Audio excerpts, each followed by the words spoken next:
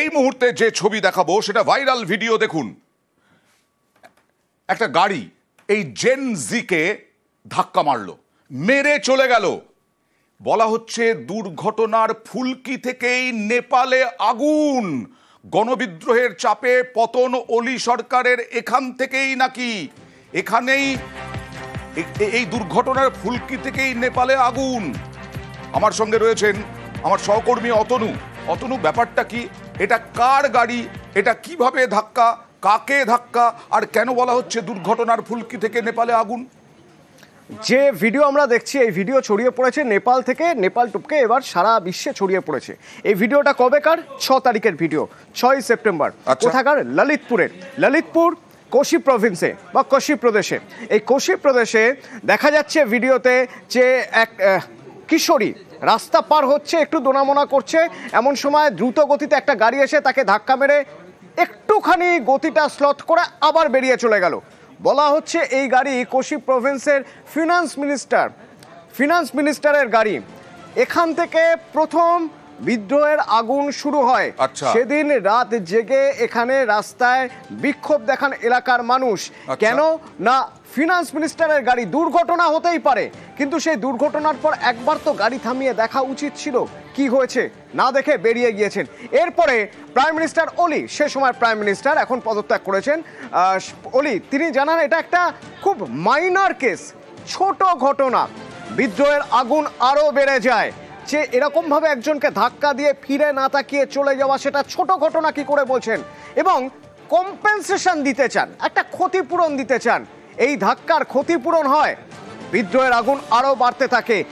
6 তারিখের পর 7 তারিখ আস্তে আস্তে এই ভিডিও ভাইরাল হয় সব জায়গায়। এবং অত্যন্ত গুরুত্বপূর্ণ, সবাই হয়তো ভাবতে শুরু করবেন যে 26টা সোশ্যাল মিডিয়া ব্যান হয়ে যাওয়ার পর কিভাবে এই ছবি ভাইরাল হচ্ছে, কিভাবে এই ভিডিও ঘুরে বেড়াচ্ছে। যে 26টা সোশ্যাল মিডিয়া ব্যান হয়েছিল, তার বাইরেও যে কটা সোশ্যাল মিডিয়া রয়েছে, তার মধ্যে একটা অন্যতম জনপ্রিয় সোশ্যাল মিডিয়া টিকটকের মাধ্যমে এই ভিডিও ভাইরাল হতে শুরু করে, বিভিন্ন জায়গায় ছড়িয়ে পড়তে শুরু করে এবং দানা বাঁধতে শুরু করে বিক্ষোভ। এর আগে বিক্ষোভ তো ছিল। অতনু, আরো একবার দেখাবো দর্শকদেরকে।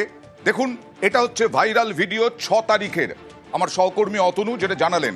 এবং এই দুর্ঘটনার ফুলকির থেকেই নেপালে আগুন। এখানে কোশি প্রদেশের অর্থমন্ত্রী, তিনি গাড়িতে ছিলেন। তারপরে ধাক্কা মারা হলো ওই কিশোরীকে, জেন জি। সেই জেন জিকে ধাক্কা মারার পরে তিনি তার প্রাণ হারায়নি, কিন্তু তিনি উঠে দাঁড়িয়েছেন। কিন্তু তাও কেন এত ক্ষোভ? আসলে পুঞ্জীভূত হচ্ছিল ক্ষোভ। দুর্নীতি, পাহাড় প্রমাণ দুর্নীতির সঙ্গে এই দুর্ঘটনা মিশে গিয়েছিল। অতনু, একদিক থেকে খুব স্পষ্টভাবে বলতে গেলে, জেনজি একটা সময়ের পর থেকে নেতা, আমলা, মন্ত্রী যারা, তাদের মেনে নিতে পারছিলেন না। তাদের সন্তানরা কেন বিলাস ব্যসনে থাকবেন, তারা পার্টিতে যাবেন, পুলে যাবেন, পাবে যাবেন, তারা বাইরে পড়াশোনা করতে যাবেন, ফরেন ট্যুরে যাবেন। আর জেনজির হাতে কি রয়েছে? এই সব কিছু উগরে দেওয়ার জন্য রয়েছে সোশ্যাল মিডিয়া, ক্ষোভ উগরে দেওয়ার জন্য, নিজের খারাপ লাগাটা অন্যের সঙ্গে শেয়ার করার জন্য সোশ্যাল মিডিয়া। শেষমেশ যখন সোশ্যাল মিডিয়া বন্ধ হয়ে গেল, তখন আরো রাগ শুরু হলো। তার মধ্যেই আবার অলির এই ছোট ঘটনা বলা এবং কম্পেনসেশন দেওয়া, এটাও বোধহয় ভয়ঙ্কর ভাবে আগুন ছড়িয়ে দিয়েছে। অতনু, ভীষণভাবে, যে একজন ধাক্কা মেরে চলে গেল, একবার গাড়ি থামিয়ে দেখার প্রয়োজন বোধ করলো না যে কি হয়েছে। বলা হচ্ছে ছোট ঘটনা, সাফাই দেওয়া হচ্ছে, এই ঘটনাটাকে ঢাকা হচ্ছে। তাও কে ঢাকছেন? না, দেশের প্রধানমন্ত্রী, তিনি ঢাকছেন। তিনি ঢেকে দিয়ে তারপরে কি বলছেন যে আচ্ছা ঠিক আছে, যদি ওর ধাক্কা লেগে থাকে, আঘাত লেগে থাকে, তার জন্য যা টাকা খরচাপাতি, সেই খরচাপাতি সরকার দিয়ে দেবে। ব্যাস এইটুকুই, কোনো সহমর্মিতা নেই, কোনো জায়গায় এটুকু বলার জায়গা নেই, অন্তত শোক প্রকাশ নেই। আগুন, ধিকি ধিকি আগুন, দাউ দাউ করে চললো সেই আগুন। এখান থেকেই ফুলকি, আর সেখান থেকেই নেপালে কেপি শর্মা ওলির বাড়িতে তাণ্ডব। ওলির বাড়িতে একেবারে পুড়ে ছাই হয়ে গেল ওলির বাড়ির বিভিন্ন আসবাবপত্র। কেপি শর্মা ওলি বাধ্য হলেন পদত্যাগ করতে, এবং একটা সরকারের পতন হয়ে গেল। 2 দিনের মধ্যে একটা সরকারের পতন হয়ে গেল। বিভিন্ন রাষ্ট্রপতি ভবনও ছাড় পেল না, অর্থমন্ত্রীকে লাথি মেরে খালে ফেলে দেওয়া হলো। এই সব শেষ এখন সেনা শাসনে। কিন্তু সেনা শাসনে তো দীর্ঘদিন থাকবে না। তাহলে কে কে লাইনে আছেন প্রধানমন্ত্রী হওয়ার এখনো পর্যন্ত, অতনুর কাছ থেকে জেনে নেব একবার। বেশ কয়েকজনের নাম উঠে আসছে যারা জেনজির খুব পছন্দের। সেই কজনের মধ্যে থেকে তিনটে নাম আমরা খুব স্পষ্টভাবে দেখতে পাচ্ছি। এই তিনটে নামের একজন তিনি একসময় ডিজে ছিলেন, ডিস্ক জকি। একজন তিনি একসময় র্যাপার ছিলেন। আর একজন তিনি একসময় টিভি অ্যাঙ্কার ছিলেন, নিউজ প্রেজেন্টেটর ছিলেন। এই তিনজনের প্রথমজন যার কথা বললাম ডিজে ছিলেন, তিনি এখন একটা স্বেচ্ছাসেবী সংস্থা চালান, হামি নেপাল। এবং এই হামি নেপাল দুস্থদের সবসময় সাহায্য করে, প্রসারের জন্য প্রত্যন্ত গ্রামে গিয়ে কাজ করে। জেনজির খুব পছন্দের এই হামি নেপালের যিনি ডিজে বা ডিস্ক জকি, যার নাম সুদান গুরুং। এই সুদান গুরুংয়ের নাম ভেসে আসছে ভীষণভাবে। 2 নম্বর কার কথা বললাম আমি, একসময় র্যাপার ছিলেন, র্যাপ সঙ্গীতের পর তারপরে তিনি রাজনীতিতে আসেন।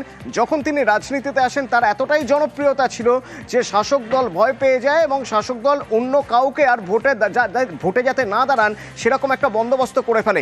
ইন্ডিপেন্ডেন্ট পার্টি হিসেবে দাঁড়ান তিনি বলেন্দ্র শাহ। এই বলেন্দ্র শাহ তিনি খুব পছন্দের, তাকে ভালোবেসে বলেন বলে ডাকা হয়।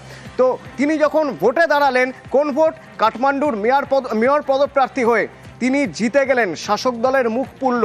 কাঠমান্ডুর মেয়র এই বলেন্দ্র শাহ 2 নম্বর নাম।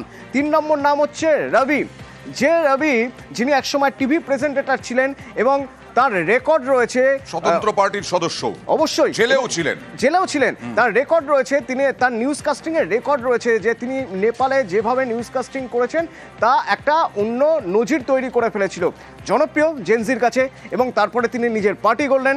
সেই পার্টি এতটাই উচ্চতায় চলে গেল যে সেই পার্টি থেকে তাকে মিনিস্ট্রি ফর্মের সময় ডেকে নেওয়া হলো। তিনি ডেপুটি প্রাইম মিনিস্টার ছিলেন এক সময়। তারপর তার সেই জনপ্রিয়তা আটকাতে না পেরে এই ওলি সরকার তাকে জেলে পুরে দেয়, তার বিরুদ্ধে আর্থিক প্রতারণার অভিযোগ এনে তাকে জেলে পুরে দেয়। খেয়াল করে দেখবেন নয়ন, গতকাল যখন এই সব কিছু হচ্ছে, চতুর্দিকে আগুন জ্বলছে, তার মধ্যে থেকে জেল ভেঙে একজনকে মাত্র বের করে নিয়ে আসা হয়েছিল, তিনি এই রবি। ঠিক, এবার দেখা যাক কোন কোন নাম উঠে আসে এবং জেন জির চাপে কোন জনকে প্রধানমন্ত্রীর আসনে আপাতত বসানো হয়। অনিক চট্টোপাধ্যায়, আন্তর্জাতিক সম্পর্ক বিশেষজ্ঞ, এই বিষয়ে নিয়ে কি বলছেন দেখুন। সেনা আপাতত কয়েকদিন তারা নিজেদের হাতেই শাসন ক্ষমতা রাখবে। সেনার প্রথম এবং প্রধান কাজ হবে কাঠমান্ডু সহ সারা দেশে শান্তি ফিরিয়ে আনা। তারপরে সেনা যেটা করবে, একটা অন্তর্বর্তীকালীন সরকার তারা হয়তো করবে। 4টি নাম উঠে আসছে, সেই 4টি নামের মধ্যে সেনার হয়তো পছন্দ প্রাক্তন একজন বিচারপতি সুশীলা কার্কি, যে ছাত্র যুবারা পছন্দ করছেন র্যাপার এবং কাঠমান্ডুর মেয়র বলেন্দ্র শাহকে। কিন্তু একটা সরকার না থাকলে কিন্তু নেপাল আরো উশৃঙ্খলতার দিকেই নেপাল এগোবে। আমাদের দেশের সাথে তো নেপালের বিস্তৃত সীমান্ত আছে, বিভিন্ন রাজ্যের সাথে আছে। প্রথম কথা, আমাদের এখনই যে ইম্প্যাক্ট সেটা হচ্ছে আমাদের অনেক পর্যটক ওখানে গিয়ে আটকে পড়েছে, তাদের নিশ্চিন্তে দেশে ফেরার একটা ব্যবস্থা করতে হবে। সেই সীমান্ত বাণিজ্য বাধাপ্রাপ্ত হচ্ছে। এছাড়া সবচেয়ে বড় কথা, নেপালে কিরকম সরকার আসবে। নেপাল কিন্তু ভারত এবং চীনের মধ্যে একটা অসিলেটিং একটা ফ্যাক্টর হয়ে গেছে। কোনো সরকার চীনপন্থী, কোনো সরকার হয়তো ভারতপন্থী। ফলে ভারতের এই দিকেও সতর্ক নজর রাখতে হবে এবং সীমান্তে চূড়ান্ত সতর্কতা, কেন ভারত বিরোধী শক্তিগুলো এই সুযোগে ভারতে প্রবেশ করতে পারে। এই ভারত বিরোধী শক্তি আইএসআই, এই আগুন যখন জ্বলছে তখন আইএসআই চক্রান্ত করছে ভারত বিরোধিতার। এরকমই ছবি নাকি উঠে এসেছিল যে জোর করে করে বিক্ষোভকারীদের হাতে ভারতীয় পতাকা, ভারতের জাতীয় পতাকা তুলে দেওয়া, যাতে রাজতন্ত্রের সমর্থক বলে দাগিয়ে দেওয়া হয় ভারতীয়দের নিশানা। গণঅভ্যুত্থানে ভারতের মদতের প্রচার বলে প্রচার। নেপালে আইএসআই ষড়যন্ত্রের আশঙ্কা ভারতীয় গোয়েন্দাদের, এদেশের গোয়েন্দা সংস্থার। আর এই বিষয়ে অবসরপ্রাপ্ত কর্নেল রাজেন্দ্র ভাদুরী কি বললেন দেখুন। আমরা জানি যে আইএসআই এর নেটওয়ার্ক আছে নেপালে, ওরা সক্রিয়। এই মাঝে মধ্যেই নেপালের থ্রু দিয়ে পাকিস্তানি টেররিস্টরা ঢুকেছে।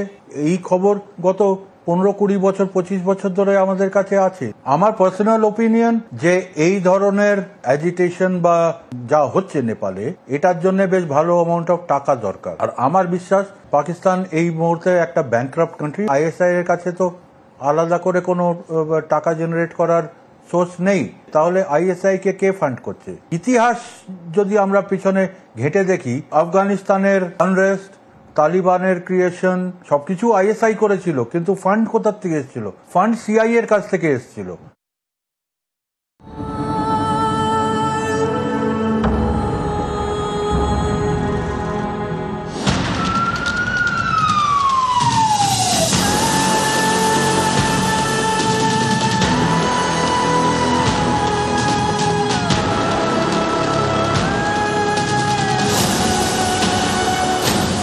নেপালে এখন কড়া সেনা শাসন, তবুও বিক্ষোভকারীরা কিছু মানুষ চলে এলেন রাস্তায়।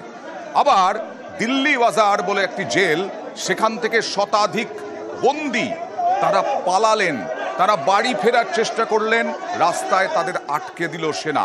আর এই নিয়ে কিছুটা বচসা হলো সেনাবাহিনীর সঙ্গে, নেপালে কিছু উত্তেজনা তৈরি হলো এবং সেই সেনা বিক্ষোভকারী বচসা পরে পরিস্থিতি সামাল দেয় সেনা, বুঝিয়ে সুঝিয়ে আবার তাদের পাঠিয়ে দেওয়া হয়। এখন সেনার নিয়ন্ত্রণে নেপাল।